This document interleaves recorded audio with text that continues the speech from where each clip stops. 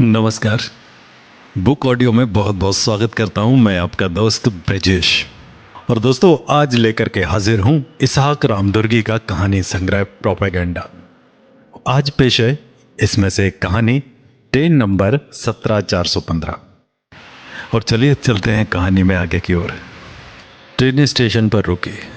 धड़कू रोज की तरह माँ से पहले रिजर्वेशन कंपार्टमेंट में चढ़ गया। पीछे मुन्नी को गोद में एक कपड़े में बांधे हुए लक्ष्मी ट्रेन में दाखिल हो गई। तीनों टॉयलेट के पास बैठ गए। अपने निर्धारित समय पर ट्रेन स्टेशन से निकल पड़ी। रफ्तार धीरे धीरे बढ़ने लगी।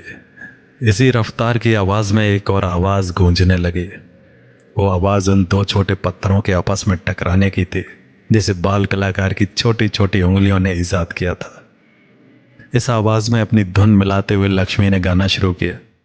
दुनिया बनाने वाले क्या तेरे मन में समाई, काहे को दुनिया बनाई तूने, काहे को दुनिया बनाई। सुबह का वक्त था। आधे लोग अभी अपने अपने बिस्तर पर लेटे हुए थे। जो कुछ उठ गए थे अपनी जरूरतों से फारिग हो रहे थे। न चाहते हुए भी इस आवाज का कानों में पड़ने से कुछ लोग क्रोधित हो बाधा डालने वालों पर बरसने भी लगे थे।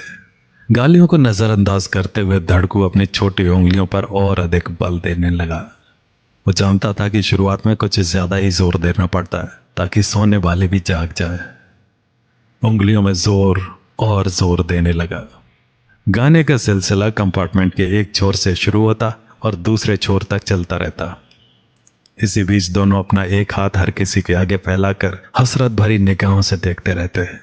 किसी किसी के आगे देर तक रुकना पड़ता, न जाने कब निर्दयी मन दयालु रूप में परिवर्तित हो जाए। कंपार्टमेंट में अधिकतर यात्री गंजे थे। उनके गंजेपन का राज तिरुपति यात्रा थी। यही एक बड़ी वजह थी कि लक्ष्मी किसी भी कीमत पर इस ट्रेन को छोड़ना नहीं चाहती थी। धड़कू को समझाते वो कहा करते, बेटा, व्यवहार में पढ़कर हर व्यक्ति स्वार्थी बन जाता है, लेकिन भगवान के दर्शन उसे दयावान बना देते हैं। ट्रेन के लगभग यात्री रहमदिल होते ही थे, लेकिन उनमें कुछ नौजवान ऐसे भी होते जो उनसे तरह तरह की फरमाइशें करते, अलग अलग गीत गाने को कहते और उसके बाद कुछ पैसे देते। डिब्बे का एक विभाग बुजुर्गों से भरा हुआ था। आदतन वे जल्दी उठे होंगे। स्लीपिंग बर्थ नीचे कर अपनी सीटों पर बतिया रहे थे। उनके पास कुछ खाने की चीजें भी मौजूद थी। एक बुजुर्ग की नजर सहसा बगल की मुन्नी पर पड़ी, जो अब तक गाने के शोर से उठ गई थी। बुजुर्गों का समूह नाश्ता करने की फिराक में था शायद। मुन्नी समूह के बगल में रखे चीजों को ताकती रही।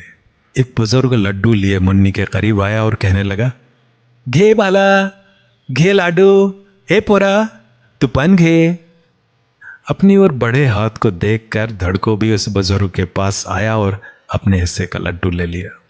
कुछ लोग अपनी अपनी जेबों को टटोलने लगे और 1-2 रुपए धड़को के हाथ में थमा दिए। गाने बजाने और मांगने का सिलसिला जारी रहा। ऐसे ही एक डिब्बे से दूसरे डिब्बे में गाने की महफिल सजाते हुए और हसरत भरी निगाहों से देखते हुए उनका काफिला आगे बढ़ते जा रहा था। कोई पैसे देता, कोई बच्चे के हाथ में कुछ खाने को दे देता, कोई बच्चों पर तरस खाता, माँ की लाचारी पर रहम दिखाता, और कोई एक ऐसा भी होता जो डांट देता। ऐसी ही प्रवृत्ति वाले एक व्यक्ति ने बात छेड़ी, मत दो यार, ये सब नौटंकी है, फकत नौटंकी। तुम लोगों ने ही इन्हें बढ़ावा दिया है। तुम जैसों के कारण ही ये लोग आज कामचोर आलसी बन गए हैं। पास में बैठे उसके साथियों में कुछ ने इस बात का समर्थन भी किया। उस व्यक्ति ने इन मोहताजों पर अपना एक बड़ा प्रवचन ही शुरू कर दिया। उन्हीं में से एक, जो अब तक चुपचाप सुनता रहा, अब जब बात बढ़ती गई तो आपत्ति जताने लगा। देखो, तुम जैसा सोचते हो वैसा ही सब कुछ नहीं है। हाँ, मैं मानता हूं कि कुछ लोग इसका गलत फायदा भी उठाते हैं, लेकिन भला ऐसा कौन होगा जो अपनी इज्जत को दांव पर लगाकर भीख मांगे। मजबूरी इंसान को कुछ भी करने के लिए मजबूर कर देती है। इस मजबूरी ने ही इन्हें हाथ फैलाने के लिए मजबूर किया है। इसे नौटंकी मत समझिए। कहानी जारी रहेगी अगले अंक में। तो मिलेंगे अगले अंक में।